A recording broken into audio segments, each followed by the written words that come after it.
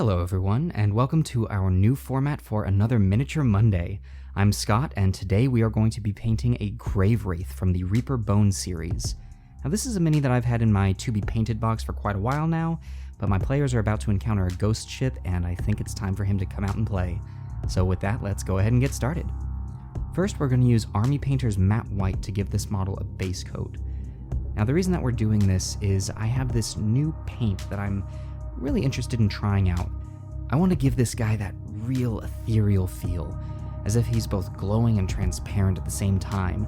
There's a technical paint that I've been wanting to try, and it looks like it should give me that effect, and the first step to that process is giving the model a light base color, and this Matte White by Army Painter is going to give me that.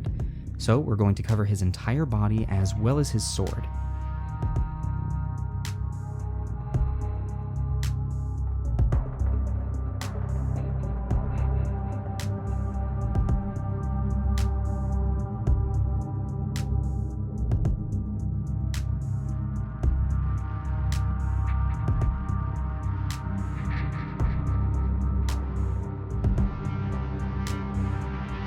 In hindsight, I probably should have used a larger brush for this step.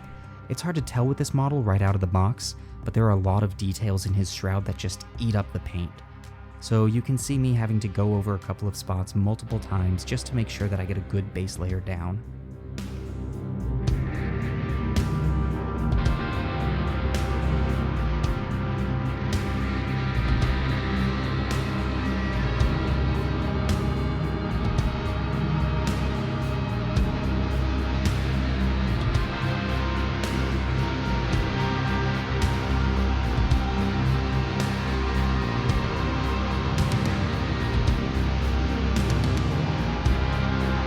I ended up doing 2 coats to make sure I got coverage, and I think it turned out really nicely.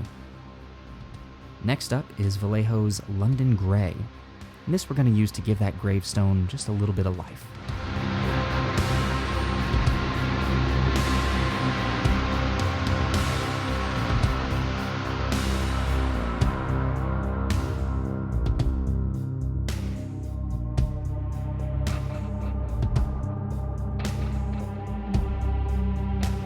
Now it's time to break out the dark stone.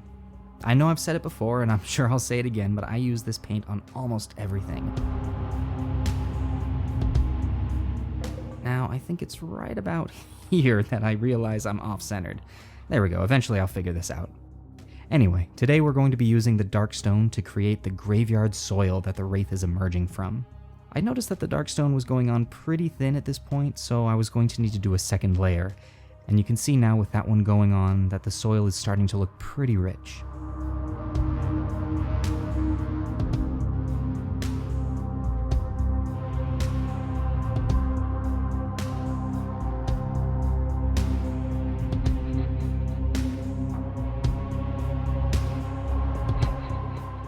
And to finish up the base layers, we are going to use the appropriately named Skeleton Bone by Army Painter for the small skull resting by the gravestone.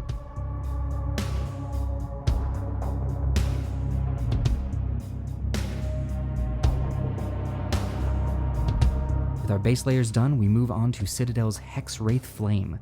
Now, this is that technical paint that I was talking about at the start that I was very excited to try.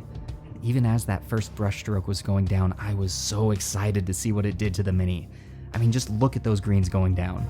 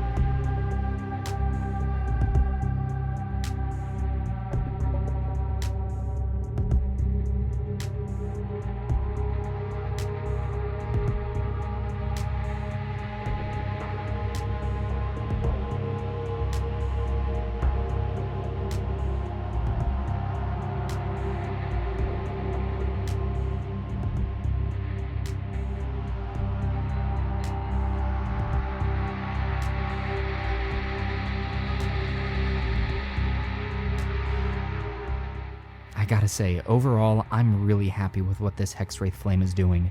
I didn't know what to expect going in, but that green is just giving me the exact effect that I was hoping for.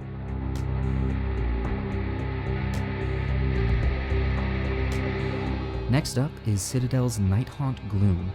I wanted to differentiate between the actual Wraith and its sword, and when picking up Hexwraith's Flame, I noticed Nighthaunt Gloom sitting next to it, and I thought, well, as long as I'm trying something new, I might as well get two, right?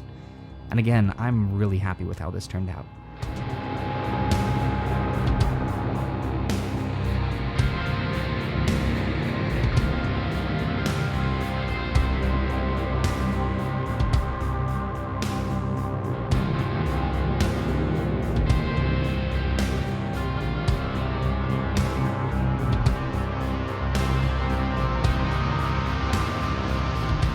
Now it's time to get to shading, and we're going to start things off with Citadel's Nuln Oil for the base, skull, and gravestone.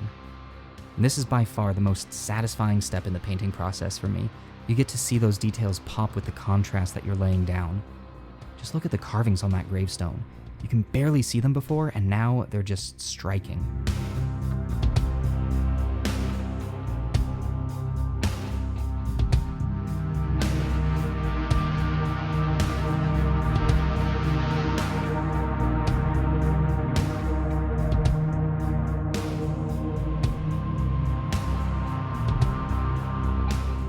Moving on to Citadel's Drakenhof Nightshade, we're going to give the sword a little bit of dimension.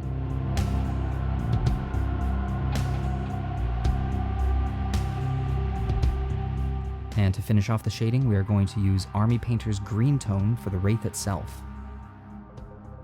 You can see here I was a little timid to start my shading on the Wraith, and I tried a little bit along the bottom first. And this is because I was actually pretty nervous to wash the body after going over it with the technical paint. I had read online that you shouldn't shade after using a technical paint, but as long as I was trying something new, I wanted to take a risk. And I have to say, I'm happy I did. That green tone going down, it's just beautiful.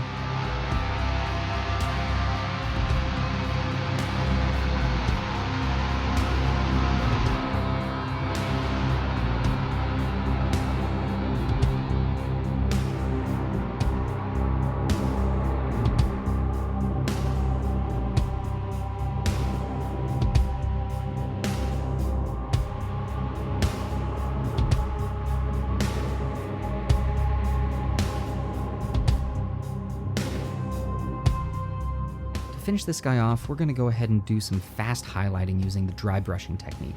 For the body, we're going to use the same matte white that we started with just to accentuate that ghostly look that we're going for.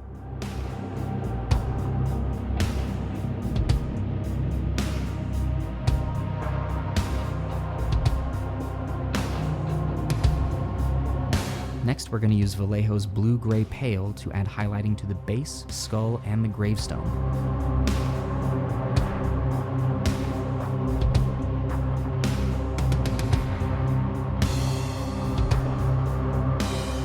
And finally, Army Painter's Electric Blue to make that sword pop. And there we have it. Our Grave Wraith is painted and ready to haunt our table.